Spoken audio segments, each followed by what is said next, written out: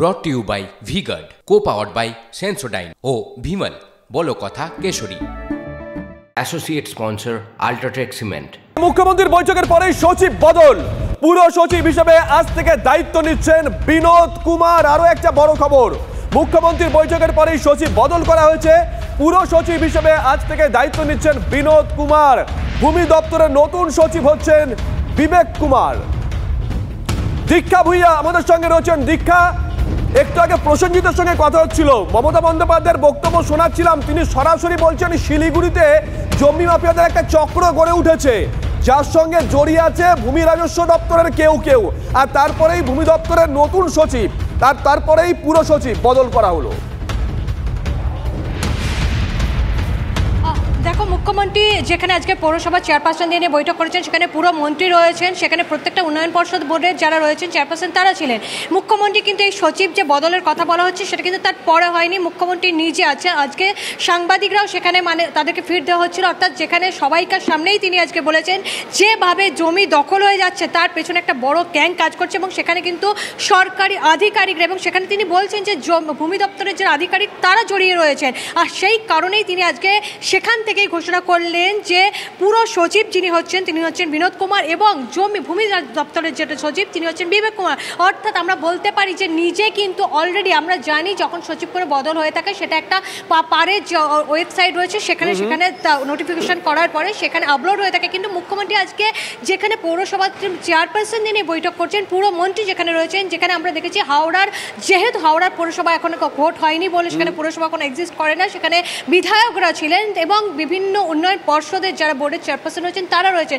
সেখানে মুখ্যমন্ত্রী নিজে ঘোষণা করে দিয়েছেন এই দুই দপ্তরের সচিব তিনি বদল করছেন। একটি হচ্ছে ল্যান্ড দপ্তরের সচিব বদল করছেন, আর একটি হচ্ছে পুরো সচিব বদল করছেন, কারণ পুরসভাগুলির কাজ ভালো মতন হয়নি। বিশেষ করে তিনি হাওড়ার বেশ কয়েকজন বিধায়ক সেখানে উপস্থিত ছিলেন, অরূপ রায় সেখানে উপস্থিত ছিলেন, মমতা বন্দ্যোপাধ্যায় হাওড়া নিয়েও নিশানা করেছেন অনেককে। শুনুন। রথিন যখন চেয়ারম্যান ছিল হাওড়াটাকে 12টা বাজিয়ে দিয়ে গেছে। 4জন এমএলএ আছেন, অরূপ মিনিস্টার আছেন, সরু রাস্তাও 3-4টে করে ফ্লোর করা হচ্ছে, অ্যাম্বুলেন্স ঢোকবার জায়গা নেই,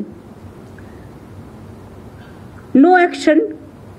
কারণ প্ল্যান পাস করতে গিয়েও নানা রকম হয়রানির শিকার মানুষকে হতে হয়, অথচ আমরা কিন্তু অনলাইন করে দিয়েছিলাম। তা সত্ত্বেও সেটা কাজে না লাগিয়ে এর মধ্যে অনেকের ইনভলভমেন্ট আছে। I am talking about all.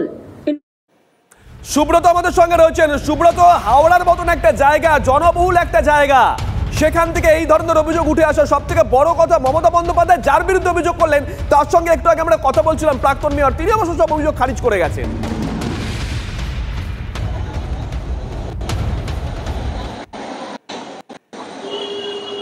একেবারে দেখো, মুখ্যমন্ত্রী যে কথাগুলি বলেছেন, হাওড়া শুধু 39 নম্বর ওয়ার্ড না, একাধিক ওয়ার্ড, তোমাকে 50টি ওয়ার্ড হাওড়া সদরে এবং 16টি ওয়ার্ড বালিতে, প্রত্যেকটি ওয়ার্ডেই কিন্তু বেআইনি দখলদারি, এছাড়াও তোমার ভ্যাট পরিষ্কার হয় না। আমি দেখো এই মুহূর্তে হাওড়ার অফিস বলতে তার কিন্তু একদম গতি তা কিন্তু দ্রুত গতিতে চলে, এবং প্রত্যেক দিন মানুষ এখানে হাসপাতাল রয়েছে, চিকিৎসা কেন্দ্র, কোর্ট, একাধিক সরকারি অফিস দপ্তর, সেখানে কিন্তু মানুষজন তারা কিন্তু বেগ পেতে হয় তাদেরকে চলাচল করতে, কারণ এখানে ফুটপাত দখল হয়ে যায়, অবৈধ পার্কিং, এমনকি মুখ্যমন্ত্রী যেটা বলেছেন যে টোটো তাদের। সুব্রত, রাজ্যের সর্বোচ্চ সচিবালয় সেটাও তো হাওড়ায়। হাওড়া এবং মুখ্যমন্ত্রী বলেছেন নবান্নর পাশে কিন্তু একাধিক বিল্ডিং তৈরি হচ্ছে, সেখানে G+4-5 নিয়ম না মেনেই তৈরি হচ্ছে, কারণ এখানকার প্রমোটাররা জানে যে হাওড়া কর্পোরেশনে একটি নির্দিষ্ট ফাইন দিলেই কিন্তু বিল্ডিং তৈরি করা যায়, এবং তা কিন্তু পরবর্তীকালে ভাঙতে এলো, কিছুটা অংশ ভাঙার পরে আবার কিছু বছর পর সেখানে আবার নতুন করে 2তলা 3তলা গজিয়ে যায়। ফলে হাওড়া যে 50টি ওয়ার্ড, সেই 2তলা 3তলা গজিয়ে যায়, ফলে হাওড়া যে 50টি ওয়ার্ড কিন্তু সুব্রত, যোগাযোগের একটু সমস্যা হচ্ছে, পরবর্তী সময় তোমার সঙ্গে আবার যোগাযোগ করবো আমরা। তুমি নজর রাখো। রাজ্যের মুখ্যমন্ত্রী মমতা বন্দ্যোপাধ্যায় জায়গা ধরে ধরে আজকে বলেছেন, আমরাও জায়গা ধরে ধরেই দেখাচ্ছি। আমরা শিলিগুড়ি দেখালাম, হাওড়া দেখালাম, সল্টলেক দেখালাম, আরো ছবি আছে। আরো অভিযোগ উঠে আসছে। সারা বছর আমরা খবর করি, বিভিন্ন জায়গা থেকে অভিযোগ উঠে আসে, জমি জবরদখল হচ্ছে, বেআইনি নির্মাণ হচ্ছে, ফুটপাত দখল হয়ে যাচ্ছে। আমরা প্রশ্ন তুলি, একজন বা দুজনের পক্ষে কি এটা সম্ভব যদি মাথায় কারো হাত না থাকে? রাজ্যের মুখ্যমন্ত্রী মমতা বন্দ্যোপাধ্যায় আজকে এতগুলো অভিযোগ করেছেন প্রশাসনিক বৈঠকে। তার নিশানায় যেমন দলীয় কর্মীরা রয়েছেন, নেতারা রয়েছেন, পুরো প্রশাসক রয়েছেন, পুরো প্রতিনিধি রয়েছেন, তেমনই রয়েছে পুলিশ, রয়েছেন আমলাদের একাংশ। ভাড়া নেবার পর পারমিশন নেই, উইদাউট পারমিশনে 3 তলা 4 তলা 5 তলা তুলেই যাচ্ছে।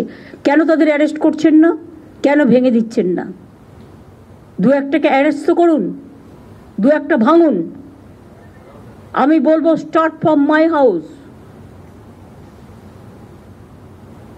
কেন আমি ইলিগাল জিনিসকে আমি অ্যালাউ করবো? যেই হোক, কোনো এমএলএ, এমপি, মিনিস্টার থেকে শুরু করে পুলিশ অফিসার, জেলা এসডিও, ডিএম থেকে শুরু করে আইসি থেকে শুরু করে, কারো কারো অভ্যাস হয়ে গেছে আইসি হলে যতটা পারি ইনকাম করে নি, এসডিও হলে একটা সঞ্চয় করে নি, ডিএম যে কদিন থাকবো সঞ্চয় করে নি, দেশে পাঠিয়ে দিই। এগুলো অনেক হয়েছে, আর করবেন না প্লিজ। এবার কিন্তু বড্ড চোখে লাগছে। কারো কারো অভ্যেস আছে আইসি হলাম একটু পয়সা কামাই, কারো কারো অভ্যেস হচ্ছে এসডিও হলাম সঞ্চয় করে নেই, ডিএম হলাম সঞ্চয় করে নেই।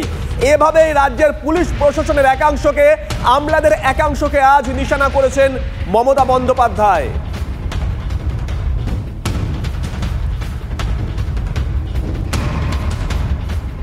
পার্কিং এর নামে অনেক জায়গায় ইল্লিগাল গাড়ি দাঁড় করিয়ে রাখে, তোলাবাজি করে। গভর্নমেন্ট কেন বদনাম নেবে? গভর্নমেন্ট কি এর থেকে 1 পয়সাও পায় না? পার্টি পায়। যে ইন্ডিভিজুয়াল পায় তার পকেটে যায়।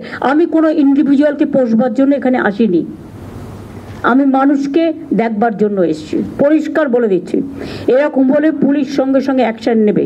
পুলিশ যদি এফেক্টিভ হয় অনেক কিছু সলভ হয়ে যায়, কিন্তু পুলিশ যদি উইক হয়ে যায় সেখানে কিন্তু এরা অ্যাডভান্টেজ পায়। ডোন্ট টেক কেয়ার কোন পার্টির কে এমএলএ, কার কোন মিনিস্টার বলছে শুনবে না। নিজের কাজটা দায়িত্বশীলতার সাথে পালন করবে, এটা আমি আজকে পরিষ্কার বলছি। আমলাদের নিয়ে আজ মুখ্যমন্ত্রী কি বলেছেন শুনুন। শুধু একটা ওয়ে আউট বের করো, যেখানে কাউন্সিলর নেই সেই কাজটা কি করে করবে। আর এসডিও যেখানে দায়িত্ব দিয়েছে কেন তিনি কাজ করছেন না, শোকজ করবে। মুখ্যমন্ত্রী নিশানায় দলীয় বিধায়করাও কি বলেছেন মমতা বন্দ্যোপাধ্যায় শুনুন। এমএলএদের আমি বলবো এসব কাজে ইন্টারফেয়ার না করতে, কারখানার গেটে চাঁদা তুলতে, যেই হোক সব দলের এমএলএকেই, জমি দখল করতে, কাউন্সিলর না থাকলে আরো ভালো, তারাই ডাইরেক্ট করে নিচ্ছে। এসব হবে না। আমার কাছে কিন্তু প্রত্যেকটা রিপোর্ট আছে এবং আমি ইচ অ্যান্ড এভরিথিং জানি। সুতরাং কোথাও যদি চেঞ্জ করারও প্রয়োজন হয়, যারা নট এফিশিয়েন্ট, যারা এফিশিয়েন্ট সার্ভিস দিতে পারছে না, প্রয়োজন হলে লোকালি সার্ভে করে কাজের লোকেদের দায়িত্ব দেওয়া হোক। সেক্ষেত্রে আমাকে রিপোর্ট আমি চাই না, আমার লিস্ট চাই। বিভিন্ন জায়গা থেকে অভিযোগ ওঠে পুরসভাগুলো তাদের মতন করে এককভাবে টেন্ডার লাগছে, আর সেইটা টেন্ডার নিয়েও বিভিন্ন সময় বিভিন্ন অভিযোগ ওঠে, টাকা খাওয়ার অভিযোগ ওঠে অনেকের বিরুদ্ধেই। মমতা বন্দ্যোপাধ্যায়ের স্পষ্ট নির্দেশ, আজ থেকে এগুলো হবে না, বন্ধ করতে হবে। টেন্ডার করবার ক্ষমতা তাদের থাকবে না, টেন্ডারটা সেন্ট্রালি হবে।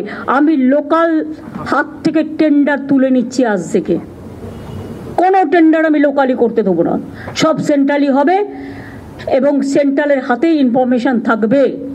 এ ব্যাপারে আমি একটা কমিটি করে দিচ্ছি, চিফ সেক্রেটারি যে থাকবে, chief secretary, home secretary, land secretary, finance secretary এবং ইরিগেশন সেক্রেটারি এবং সিপি এবং ADG, law and order and DG, এই কয়েকজনকে নিয়ে কোনো কিছু হলে আমি তাদের ধরবো। Brought to you by V-Guard, co-powered by Sensodyne ও ভিমল, বলো কথা Keshari. Associate sponsor UltraTech cement.